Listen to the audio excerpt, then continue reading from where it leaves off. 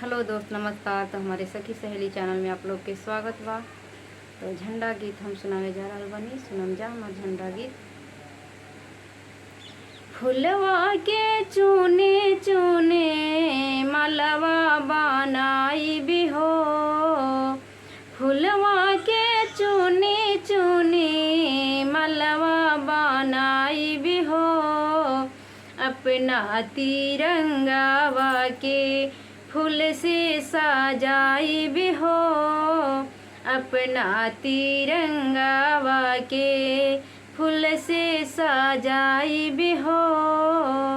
रेशमा के डोरिया लेल हेड मास्टर सर जी खाड़ हो, रेशमा के डोरिया लेल कावन सर जी खाड़ हो। आई सब छात्र लोग झंडा फहराई हो, आई सब छात्र लोग झंडा फहराई हो।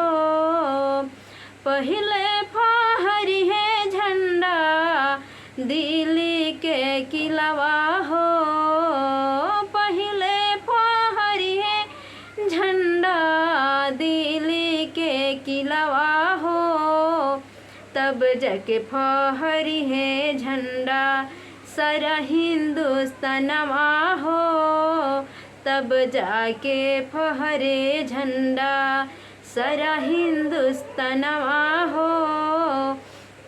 फुलवा के चूनी चूनी हरवा बनाई भी हो, फुलवा के चूनी चूनी हरवा बनाई भी हो, अपना तिरंगावा के फूल से सजाई भी हो, अपना तिरंगावा के फूल से सजाई भी हो, अपना तिरंगावा के।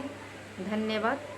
गीत अच्छा लागल हुई तो लाइक शेयर कमेंट और सब्सक्राइब जरूर करब जा। और हरेक तीज त्योहार पर नया नया गीत हमारा आवत रही, आप लोग जरूर सुनब जा।